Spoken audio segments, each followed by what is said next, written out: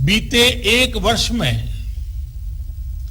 देश के आप सभी महानुभावों, शिक्षकों, प्रधानाचार्यों, नीतिकारों ने राष्ट्रीय शिक्षा नीति को धरातल पर उतारने में बहुत मेहनत की है। कोरोना के इस काल में भी लाखों नागरिकों से, शिक्षकों, राज्यों, ऑटोनोमस बॉडीज से सुझाव लेकर, टास्क फोर्स बनाकर नई शिक्षा नीति का चरणबद्ध तरीके से लागू किया जा रहा है। राष्ट्रीय शिक्षा नीति के तहत आज शुरू हुई योजनाएं नए भारत के निर्माण में बहुत बड़ी भूमिका निभाएगी।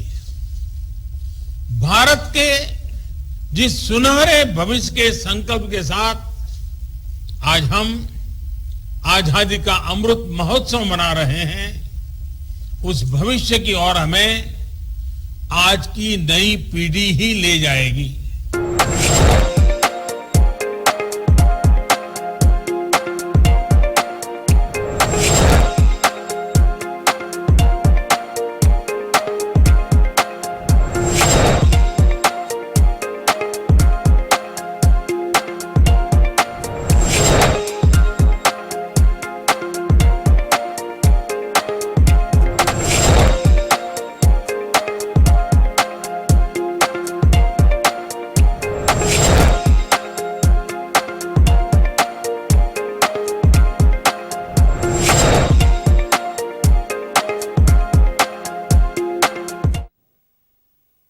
नमस्कार जंटे में स्वागत है आपका। मैं हूं योगेंद्र। आप देख रहे हैं बड़ी खबर। बड़ी खबर में बात करेंगे शिक्षा नीति का एक साल। प्रधानमंत्री नरेंद्र मोदी ने एक साल पूरा होने पर देश को संबोधित किया, युवाओं में एक नया जोश फूंकने की कोशिश की है।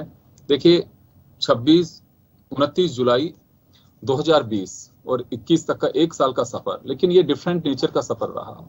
बहुत सारी चुनौतियां रही। हम लोगों को लगता था कि शायद खुल पाएगा, लेकिन खुला नहीं। कोरोना के चलते हम सब लोगों को लॉकडाउन का सामना करना पड़ा, पूरे देश को ही करना पड़ा। एक नई शिक्षा नीति की एक नई पहल, लेकिन जो इम्प्लीमेंट जैसे जिस प्लेटफॉर्म को होना चाहिए था, उसके पीछे कारण ये रहा कि आपके स्कूल नहीं खुल पाए, कॉलेज नहीं खुल पाए। चलिए, लेकिन इसकी जो चीजें उनको लेकर के हम चर्चा करेंगे। और शिक्षा जगत से जो लोग जुड़े हैं, भाजपा नेता हमारे साथ आशुतोष पंत साहब हैं, हमारे साथ कांग्रेस से राजेंद्र आर्य साहब हैं, और सीबी यादव जी हमारे साथ शिक्षाविद जुड़ रहे हैं। सभी का स्वागत है। मैं पंत साहब आपके पास आना चाहूंगा। ये माना जा सकता है कि जो एक साल रहा, क्योंकि नीति लेकर के आनी थी, बहुत समय से गुंजाइश भी थी, होना भी चाहिए था, लेकिन एक अलग तरह की चुनौती का सामना करना पड़ा। तो हम मान सकते हैं कि जिस मकसद को लेकर के हम मैदान में उतरे थे, वो भी पूरा नहीं हो पा रहा है। कि मकसद पूरी तरीके से उस दिशा में जा रहा है। ये क्रांतिकारी कदम है। जैसा कि मोदी जी ने कहा, आजादी का जो अमृत महोत्सव हम मना रहे हैं। देश में कभी आपने ऐसा सोचा था कि किसी बच्चे को यह आजादी होगी कि वो कौन सा कोर्स सेलेक्ट कर सके? कभी वो स्किल को इंपॉर्टेंस दी जाएगी, कौशल को महत्व दिया जाएगा? भारतीय समाज के अंदर शुरू से लेकर के 64 कलाओं का बाणभट्ट की कादम्बरी में जिक्र हुआ था। भारतीय समाज में शुरू से व्यक्ति को जैक ऑफ ऑल बनाने की परंपरा थी, लेकिन वो धीरे धीरे पिछली सरकारों की वजह से ये जाती रही कि हम नंबर आधारित नीति पर चलते रहे। अब कौशल आधारित नीति हो गई है, और कौशल आधारित नीति में माइंडसेट डेवलप होने में टाइम लगता है।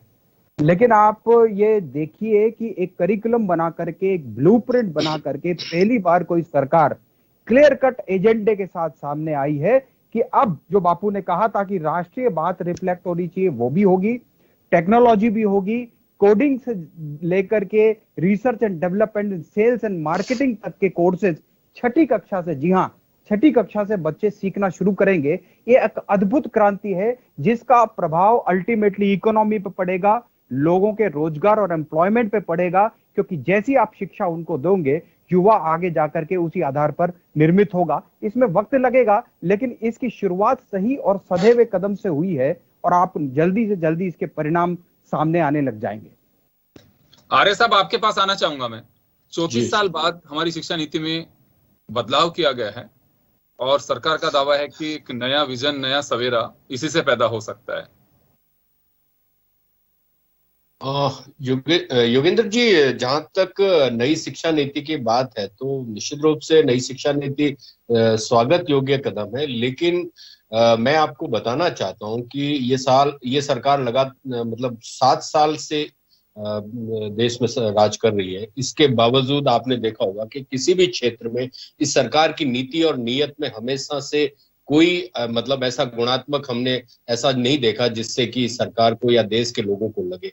आज रोजगार बहुत बड़ी समस्या है और महंगाई अपने आप में है। मतलब जहां सरकार 2 करोड़ रोजगार देने की बात करके आई थी, नई शिक्षा नीति को रोजगारोन्मुखी बनाने का शुरू से ये चल रहा है। और जिस स्तर पर पिछले विगत 7 वर्षों में शिक्षा का जो स्तर गिरा है, आज मैं आपको बताना चाहता हूं कि आज ना तो बच्चे ढंग से हिंदी लिख पा रहे हैं, ना इंग्लिश लिख पा रहे हैं। जो शिक्षा की जो गुणवत्ता में जो मतलब कमी आई है, उसके लिए ये सरकार अपनी जिम्मेदारी से बच नहीं सकती, क्योंकि आपने देखा होगा कि मतलब इन स्कूलों ने मतलब स्कूलों के अंदर इन्होंने जो हमारे सरकारी क्षेत्र के अंदर जो प्राथमिक विद्यालय थे, पिछली सरकार ने आपने देखा होगा 20,000 सरकारी प्राथमिक विद्यालय बंद किए थे और कितने यूनिवर्सिटीज इन्होंने बंद किए उस मतलब पिछले कार्यकाल के अंदर। तो इनकी जो कथनी और करनी का बहुत बड़ा फर्क है। ये बातें और बड़े करते हैं।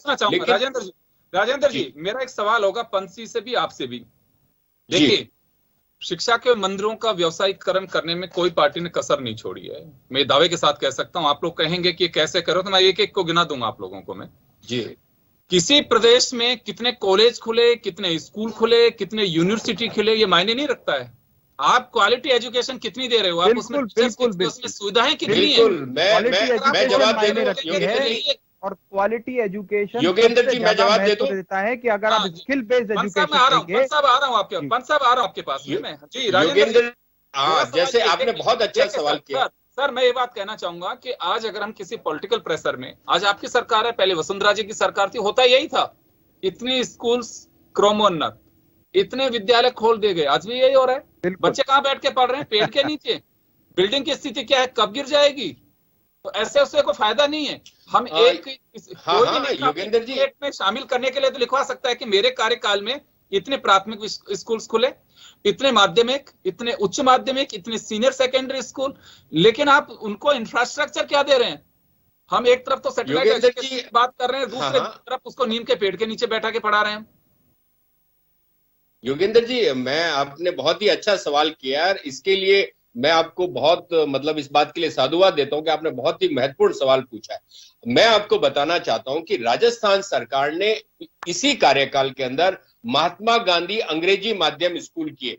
जिस अंग्रेजी माध्यम विद्यालयों के ऊपर निजी क्षेत्र का दबदबा हुआ करता था, आज गांव के अंदर और ग्राम पंचायत स्तर पर महात्मा गांधी मतलब अंग्रेजी माध्यम स्कूल खुले। उनके अंदर आज मतलब एक वैकेंसी के ऊपर 20-20 फॉर्म आए हुए हैं, तो वेटिंग लिस्ट चल रही है। तो आप इसको बांध के चलिए। हमारी सरकार ने हमेशा शिक्षा के अंदर नवाचार किए हैं और उन नवाचारों का असर आज मैं आपको ग्राम पंचायत स्तर के किसी भी विद्यालय का भ्रमण करवाने के लिए आपको ले जा सकता हूं। आप जाके देखेंगे वहां पे हरे भरे मतलब उनके ग्राउंड है, उनके अंदर फुटबॉल के ग्राउंड है, बास्केटबॉल ग्राउंड है, वॉलीबॉल ग्राउंड है। बच्चों को गुणात्मक रूप से शिक्षा दी जा रही है, शारीरिक शिक्षा दी जा रही है। तो ग्रामीण क्षेत्र के अंदर हमारा और हमारी जवाबदारी ग्रामीण क्षेत्र के अंदर, क्योंकि शहरी क्षेत्र में तो बहुत सारे निजी विद्यालय भी होते हैं, ग्रामीण क्षेत्र के अंदर गुणात्मक शिक्षा देने में माननीय मुख्यमंत्री जी का जितना योगदान रहा है ना, उसको कोई भी नहीं भुला सकता। चाहे मतलब गांव-गांव, ढाणी-ढाणी के अंदर राजीव गांधी मतलब पैरा टीचर्स की भर्ती हो, जो प्राथमिक विद्यालय खोले गए, जो क्रमोन्नत हुए आगे जाकर, आप देखेंगे गुणात्मक रूप से सरकार अपनी जिम्मेदारी निभा रही है। और ये जो राजीव गांधी महात्मा गांधी अंग्रेजी माध्यम स्कूल है, ये क्रांतिकारी बदलाव है। इसका पूरे के पूरे देश के अंदर अनुसरण होगा। मैं आपके चैनल के कैसे भी क्रांतिकारी बदलाव हो सकता है? आपके पास नीति क्या है? इनोवेशन की, स्किल डेवलपमेंट की क्या नीति है? सर आ रहा हूं आपके पास से, पंत साहब मैं आ रहा हूं, अभी आ रहा हूं सर आपके पास में। मैं एक बात का जिक्र करना चाहूंगा सर आप लोगों से। यहाँ पे पंत साहब खुद एजुकेशन से जुड़े हुए हैं। हमारे यहाँ पे एक रिपोर्ट थी कि शिक्षा पर इतना बजट खर्च होना चाहिए। दुर्भाग्य कहूंगा इसको कि आज तक ना यूनियन गवर्नमेंट ना किसी राज्य की सरकार ने उसके आसपास भी नहीं पहुंचे। आसपास की बात कर रहा हूं मैं, उस बजट का जीडीपी का इतना खर्च करना उसको तो आप भूल ही जाइए, उसके आसपास भी हम नहीं पहुंचे हैं। बात यह नहीं है कि किसी राज्य ने कितने स्कूल खोले, हमने इंग्लिश मीडियम स्कूल शुरू की, निश्चित रूप से किए हैं, बहुत बढ़िया बात है। लिटरेसी रेट तभी बढ़ी है हमारे, मैं इसे खारिज नहीं कर रहा कि राज्यों के कोई प्रयास नहीं है, लेकिन हम 21वीं सदी में अगर केवल यही बात कहें कि देखिए हमने अंग्रेजी माध्यम के स्कूल शुरू किए हैं, हमने इसको आगे बढ़ा दिया। आज वक्त सर बहुत अलग है। आज बच्चे बहुत स्मार्ट क्लासरूम में पढ़ना चाहते हैं, उनके सामने सैटेलाइट एजुकेशन होना चाहिए, प्रोजेक्ट्स हैं, राजस्थान में भी चल रहा है। हम उस विजन पे जाना चाहिए। बैग लेस दुनिया के स्कूल्स हो रहे हैं, हम बैग का कम से कम वजन तो कम कर सकते हैं। बच्चे में किताबें तक नहीं है, अभी तक कोर्स की किताबें तक नहीं आई है। ये स्कूल खोलने की बातें कह रहे हैं इंग्लिश मीडियम की, इनसे ये पूछे तो जरा कितनी किताबें मैं अभी तक आ गई बच्चों के पास। चाह रहा हूं, देखिए एजुकेशन पॉलिसी जो आई है सर, मैंने इनको भी रोका है, ये गवर्नमेंट ऑफ इंडिया की, यूनियन गवर्नमेंट की पॉलिसी भी बात कर रहा हूं, जो होना चाहिए। मोदी साहब ने जैसे इस पॉलिसी, यूनियन गवर्नमेंट में भी आता हूं, हमें बच्चों को दुनिया में नहीं भेजना जाना पड़ेगा, यहीं पे हम वो प्लेटफॉर्म दे। बहुत अच्छी सोच है कि हमें पढ़ने के लिए यूएस क्यों जाना पड़े, हम क्यों यहाँ ऑक्सफोर्ड यूनिवर्सिटी नहीं बना सकते, हम दूसरे विश्वविद्यालयों के समकक्ष क्यों नहीं बना सकते हैं, हमारे पास में केंद्रीय विश्वविद्यालय, उनको वो इंफ्रास्ट्रक्चर या वो प्लेटफॉर्म क्यों नहीं दे सकते। ऐसे क्या कमी है जो हम नहीं दे सकते। हमारे स्किल का दुनिया लोहा मानती है और हम उसको भुना नहीं पा रहे। कोई तो हमारी कमी है, उसे हमें ढूंढना होगा। आज अगर मुझे आवश्यकता है कि मैं बायोलॉजी के साथ में मुझे ये सब्जेक्ट पढ़ना है, वो चॉइस नहीं है। चॉइस आज भी बच्चों के पास में वो नहीं है जो मिलनी चाहिए। कुछ जगह को छोड़ करके प्राइवेट यूनिवर्सिटीज मान लीजिए, कुछ स्कूल से जो अपने ऑप्शंस को उस तरह से चुन सकते हैं। आज हमारे पास में अपॉर्चुनिटी नहीं है सर, जो होनी चाहिए, जो होनी चाहिए। बहस का विषय ये नहीं है कि उसके वक्त ये होता और हमारे वक्त ये होता, हमें इस दिशा में आगे बढ़ना चाहिए। क्योंकि अगर आज हम उस पॉलिसी को, अगर हम उस विजन को अडॉप्ट नहीं करेंगे, अडॉप्ट इस वजह से कह रहा हूं कि हमें वैसे तो बिल्कुल फॉलो उस तरह से करना चाहिए कि लोग हमें अडॉप्ट करें, लेकिन हम अडॉप्ट कर रहे हैं तो भी अगर हम विलंब करेंगे तो हम, मुझे लगता है कि इस पीढ़ी के साथ में, जिसको हम भारत का भविष्य मान के चलते, उसके साथ खिलवाड़ कर रहे हैं, उसे नजरअंदाज कर रहे हैं। पंत साहब आपके पास आना चाहूंगा, आप कुछ कहना चाह रहे हैं? जी जी, मैं ये कहना चाह रहा था, बहुत बड़ी इंपॉर्टेंट बात कही आपने कि बच्चे को ये सिलेक्शन ऑफ जो कोर्सेज जो है उसका फ्रीडम नहीं था। अभी आपने माननीय प्रधानमंत्री जी को सुना, उन्होंने स्पेशली इस बात पे कॉन्सेंट्रेशन दिया है कि एकेडमिक बैंक ऑफ क्रेडिट, जिसकी अभी अभी घोषणा की गई है, आपने इसको सुना है, मल्टीपल एंट्री और मल्टीपल एग्जिट, और इसकी उनको छूट दी गई है। उस क्रेडिट का मतलब क्या? आप देखिए, देश नीतियों से चलता है, नीति जैसी होगी वैसी इंप्लीमेंटेशन होगा, उस हिसाब से बजट आएगा। बजट पे केवल चर्चा कर ले, बहुत बड़ा बजट बना ले, और आपके पास कोई नीति नहीं है, तो फिर आप उस बजट का इंप्लीमेंटेशन कैसे कर पाएंगे? दूसरी बात, जो नई शिक्षा नीति पर 10वीं कक्षा में, 11वीं कक्षा में, 12वीं कक्षा में अब आपके पास ये फ्रीडम है। जी हाँ, ये फ्रीडम है कि आप कॉमर्स, साइंस, आर्ट्स, अलग अलग डिसिप्लिन से कोई भी सब्जेक्ट सेलेक्ट करके ले सकते हैं। ये तो 2020 में कस्तूरी रंगन जी की अध्यक्षता में बनाया हुआ ये प्रस्ताव था जो किया है। तो बेसिक चीज ये है, पंत साहब एक बात जानना चाहूंगा, एक चीज मैं जानना चाहूंगा को अगर सांकेतिक भाषा की फ्रीडम दी है, NETF का डिक्लेरेशन किया है, NDR का डिक्लेरेशन किया है, इतने सारे करीब लोगों ने 2300 करोड़ हिट दिए दीक्षा पोर्टल पे, तो क्या बिना बजट के हो रहा होगा ये सारा काम? और बजट क्या बढ़ेगा नहीं? सर मेरा एक सवाल है पंत साहब, एक सवाल है सर मेरा, मैं आपको गुजारिश जरूर करना चाहूंगा। निश्चित रूप से हम लोग एजुकेशन के सेक्टर में आगे बढ़ रहे हैं, इसमें कोई डाउट नहीं कि हम ये केवल कहें कि नहीं कुछ नहीं हुआ, ऐसा नहीं कह सकते, हुआ है, आगे बढ़ भी रहे हैं। आज हम कंप्यूटर पे हैं, OTT पे एजुकेशन हो रहा है। अवसर के साथ साथ हम लोगों ने आपदा में अवसर भी तलाशे हैं, ऑनलाइन क्लासेज भी चल है, कहीं नेटवर्क की दिक्कत हो सकती है, कुछ बच्चों ने स्मार्टफोन नहीं हो सकते उनके पास में है, ये मान सकता हूं मैं, एक दिन में चेंजेस नहीं, लेकिन अभी भी सर देखिए, दुनिया के बहुत सारे मुल्क जिनको हम मानते हैं कि उनकी खुशहाली का राज क्या है, वो एजुकेशन और हेल्थ को आफत नहीं मानते हैं, बर्डन नहीं मानते हैं, वो उस पर पैसा खर्च करते हैं। लेकिन हमारी रिपोर्ट्स को हम खारिज करके आज भी जीडीपी का जितना खर्च हमें एजुकेशन के प्लेटफॉर्म पे करना चाहिए सर, वो नहीं कर पा रहे हैं, कोई गवर्नमेंट नहीं कर पा रही है। हमें उस दिशा में आज भी हम कमजोर कड़ी है हमारी, ताकि हम उस आगे बढ़ सकें। सर बजट तो बढ़ेगा ही बढ़ेगा, लेकिन नीतियां होनी चाहिए आपके पास। बजट का उपयोग क्या करेंगे? IAMI की रिपोर्ट के मुताबिक 2025 तक ग्रामीण क्षेत्र ज्यादा आगे निकल जाएंगे इंटरनेट पे।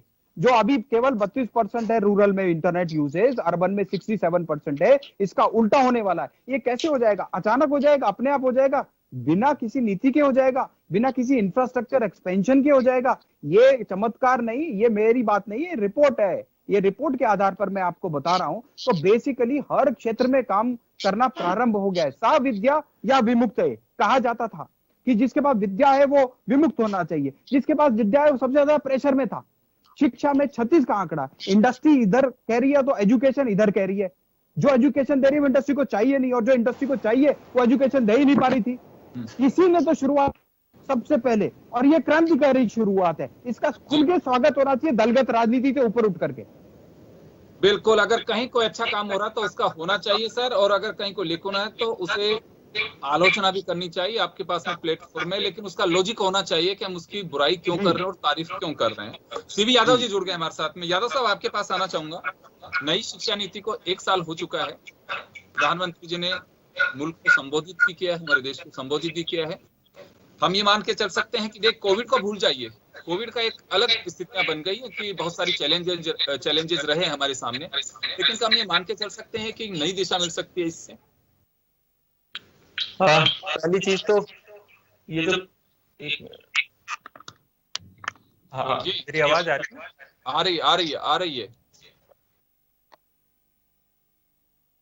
आ रही है सीवी यादव जी, आ रही है जी।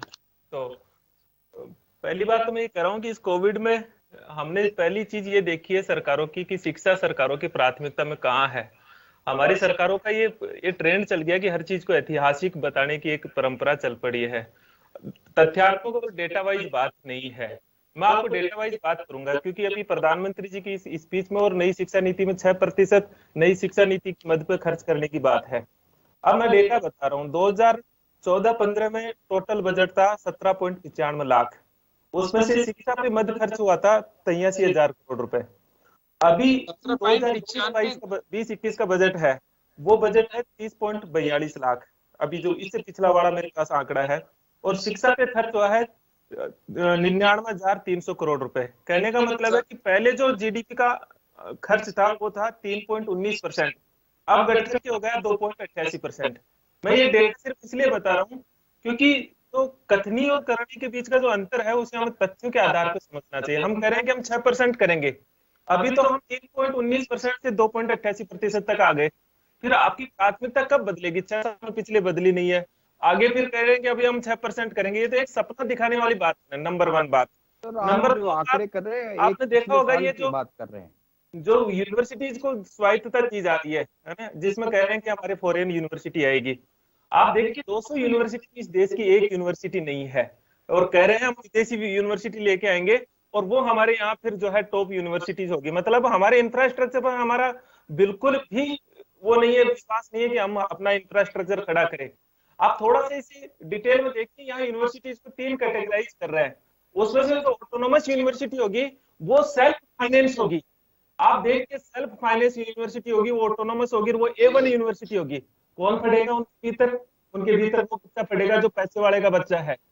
शिक्षा एक दुनिया में विकसित देश है जो पूरे पूंजीकरण पर चलते हैं, जो पूंजीवाद पर आधारित है। वहां भी शायद एजुकेशन और प्राइमरी एजुकेशन को यूनिवर्सली जो है गवर्नमेंट का किया है, वहां प्राइवेटाइजेशन नहीं है।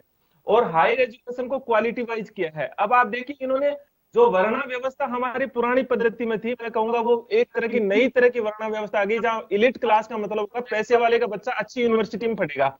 आप ये देखिए, आप समतलीकरण होना चाहिए कि एक इक्वल लेवल पर बच्चे को एजुकेशन एक जैसी मिलनी चाहिए। आपने इस पूरी शिक्षा नीति के भीतर पूरा प्राइवेटाइजेशन बढ़ रहा है, और प्राइवेटाइजेशन बढ़ेगा तो पहले से वो समतलीकरण तो खत्म हो चुका है ना।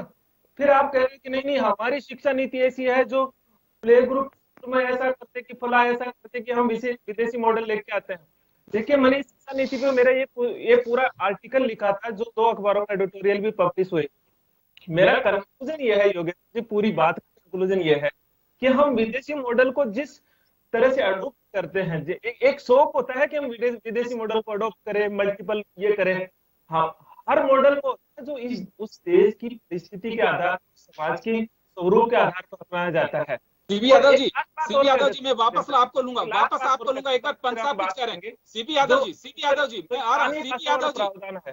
सीपी यादव जी, मैं वापस आपके पास में लौटूंगा। मैं एक बार पंत साहब से मुखातिब होऊंगा। पंत साहब, आपने जो कुछ सवाल खड़े किए हैं उनका जवाब देना चाह रहे हैं। मैं वापस लौट रहा हूँ आपके पास में। जी योगेंद्र जी, बस संतोष जी। एक बात और कर दूं, फिर मेरी बात का आप जवाब ले नहीं लीजिए। नहीं नहीं, मैं एक वापस बात और लौटूंगा करें। आपके पास में। सर समय कम है, फिर ले नहीं पाएंगे उनका जवाब में एक बार। जी यादव जी ने गरीब बच्चे की बात कही। यादव साहब, दीक्षा पोर्टल पे 2300 करोड़ हिट हुए हैं। दीक्षा पोर्टल में कितना फीस देनी पड़ी लोगों को? गरीब बच्चों के लिए ही है, हर आम आदमी के लिए ही एजुकेशन है। एनसीईआरटी का सिलेबस सब जगह इंप्लीमेंट कर दिया। एनसीईआरटी की किताबें सबसे सस्ती किताबें आती है, कोई प्राइवेट पब्लिशर की किताबें नहीं है। और ये सिलेबस इंप्लीमेंट करने के बाद गरीब बच्चों को ही उसका लाभ मिल रहा है। सारी जगह पर आप थोड़ा अध्ययन कीजिए और देखिए कि बेसिकली ये जितनी भी तरीके हैं, तौर तरीके, इसका लाभ ये नहीं कि कोई बच्चा किसी बड़े सीबीएसई स्कूल्स के अंदर जाएगा वहीं पर उसका लाभ मिलेगा। आरबीएसई के अंदर भी एनसीईआरटी का सिलेबस इंप्लीमेंट हो गया। गांव गरीब किसान के बच्चों को भी ये सिलेबस मिल पाएगा, इसकी दिशा में प्रयास है। 3 लाख बच्चों को सांकेतिक भाषा की जरूरत थी। इन गरीब बच्चों को, जो कि पिछड़े हुए बच्चे हैं, जिनके पास अभी बोलने की भी समझ नहीं है, उनके लिए जो शुरुआत की है वो लोगों को, पिछड़े हुए बच्चों के लिए। प्राइवेटाइजेशन की जो आपने बात कही, प्राइवेटाइजेशन आवश्यक है तकनीक के रूप में।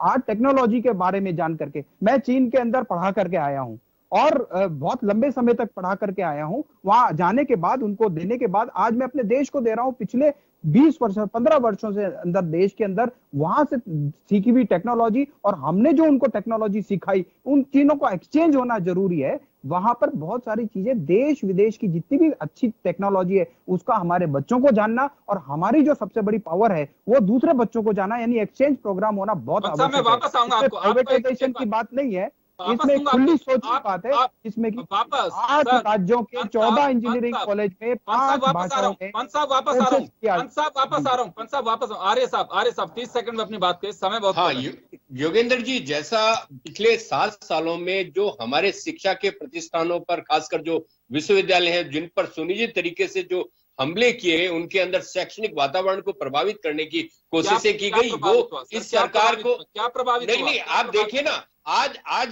मतलब जेएनयू इंडिया का सबसे बेस्ट यूनिवर्सिटी है, वहां पर जिस तरीके से इन्होंने वो किया। और एक और मैं बताना चाहता हूं, एक आपने 2-3 साल पहले सुना होगा, इंस्टीट्यूट ऑफ एमिनेंस का दर्जा दिया गया था रिलायंस के इंस्टीट्यूट को, जो कि अस्तित्व में ही नहीं है। उस यूनिवर्सिटी को इंस्टीट्यूट ऑफ एमिनेंस का दर्जा गया। तो इनकी कथनी और करनी का आप देखिए, जो कागजों में चल रही है, उस यूनिवर्सिटी को इंस्टीट्यूट ऑफ एमिनेंस कहते हैं ये। तो आप सोचिए कि ये सरकार सिर्फ और सिर्फ निजीकरण करना चाहती है, और इस देश के लिए शिक्षा का निजीकरण अभिशाप है, अभिशाप है। सीपी यादव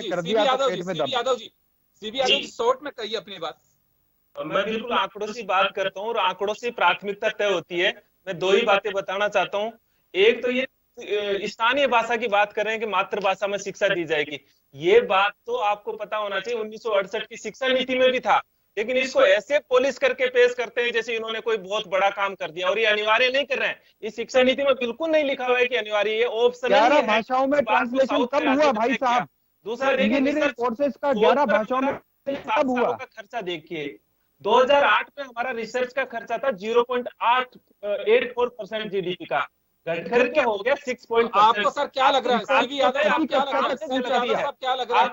बच्चा रिसर्च करने आएगा। यूनिवर्सिटी में क्या करते थे? आपकी प्राथमिकता का कोई मतलब नहीं, आप सिर्फ भाषण देते हो, इस देश को गुमराह करते हो। आपको इस देश को सही बताने के लिए, इस देश में कोई भी बेहतर काम होने से पहले आप 4 आंकड़े उठा करके ले आएंगे, बिना बुरा नहीं। जानना चाह रहा हूँ सीबी यादव जी, एक बात बताइए मुझे। सीबी यादव जी, आप केवल विरोध करना है बस।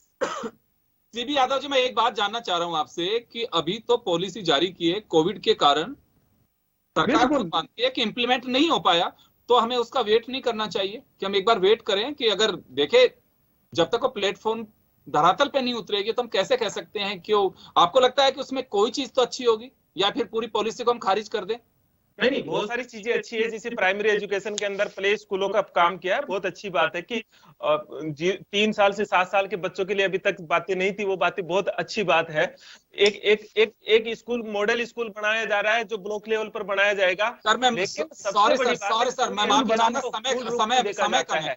कई बार ये होता है कि सीबी यादव जी मैं रोकना चाह रहा हूँ, सीबी यादव जी मैं रोकना चाह रहा हूँ, समय का अभाव है, मैं क्षमा चाहूंगा आप लोगों से, बहुत ही महत्वपूर्ण मुद्दा है, समय कम है। मैं किसी दिन फिर लूंगा इस पॉलिसी को लेकर के, हम और भी लोगों को जोड़ेंगे इसमें, क्योंकि निश्चित रूप से महत्वपूर्ण विषय है। एजुकेशन हमारा एक ऐसा प्लेटफॉर्म होना चाहिए और हमारी प्राथमिकता है कि शिक्षा पर चर्चा होनी चाहिए, और जरूर हम आप लोगों को एक बार जोड़ेंगे। आज समय कम है, आप सबसे सॉरी, और मैं रोकना चाहूंगा। तो चलिए, एजुकेशन पॉलिसी है, आगे क्या इंप्लीमेंट किस तरह से होगा वो देखने वाली बात होगी, क्या रिजल्ट इसके आते हैं, थोड़ा सा समय लग सकता है, हमें वेट करना होगा। बहुत बहुत शुक्रिया आप सभी का। बड़ी खबर में इतना ही, दीजिए इजाजत, नमस्कार।